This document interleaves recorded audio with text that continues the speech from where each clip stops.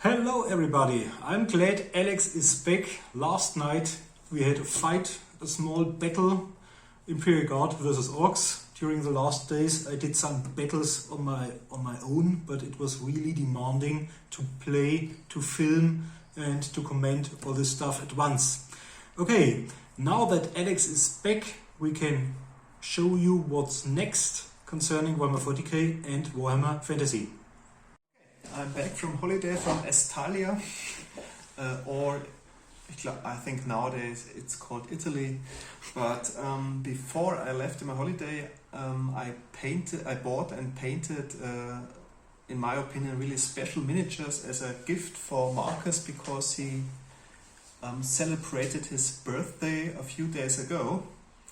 And yeah, let's see what he says to his present. Is it Warhammer Fantasy? No. Is it Warhammer 40k? Yes. Dark Angels? No, but not a bad guess because it's also green. Okay. So probably, is it an Orc mini? Yeah. Okay. Let me take a look at it. Okay, do you want to open it by yourself? Oh, that's a beautiful mini. Wow.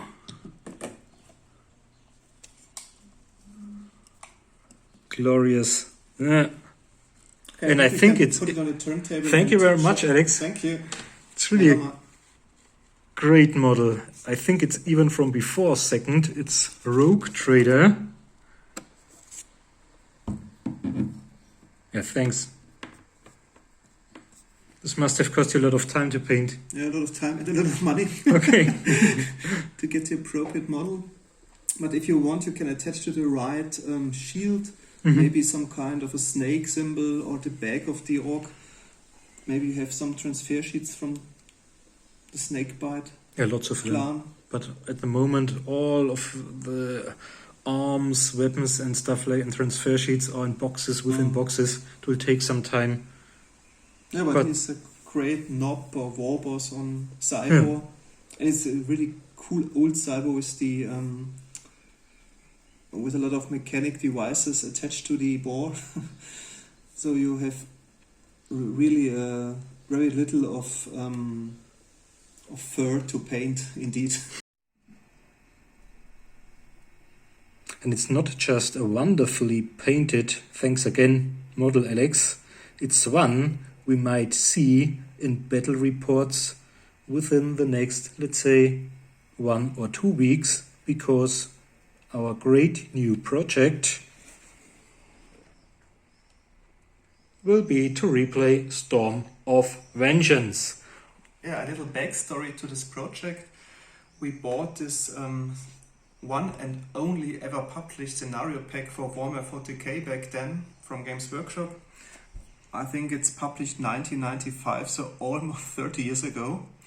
And back then we had another player in our group who played Orcs originally, but unfortunately went to England, to London, and married a British wife, and now it's a little bit difficult to play with him again.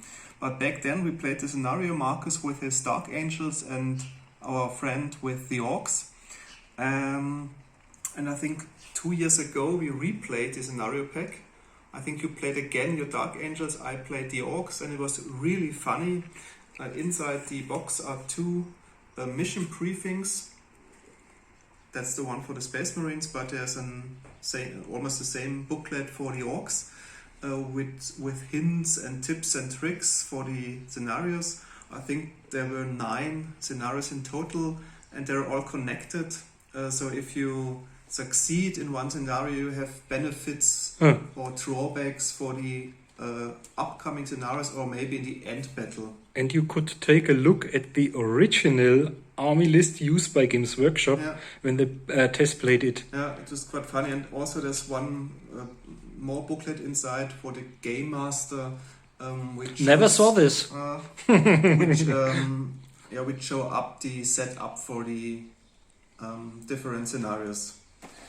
And also included in the box was a beautiful cardboard building. I think it's some It's a kind of factory. factory. We've got them left, but the Yeah, building but the building itself itself is maybe lost or in Great Britain. in Great Britain, in London, by our friend, or lost in the warp. But I think we can substitute the building with some equivalent buildings.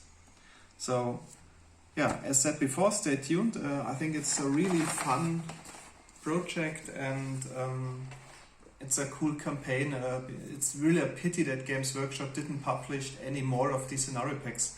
I think back then for fantasy there were 4 or 5 different scenario packs, but unfortunately for 40k it's the only one which were published back then. I'm really looking forward to playing the orcs, although they are unpainted, most of them. But now I've got this new one. At least one cyborg. Not to forget, I've already painted 1 Goth Boy and 1 Gretchen back then, which you saw in our battle report last night.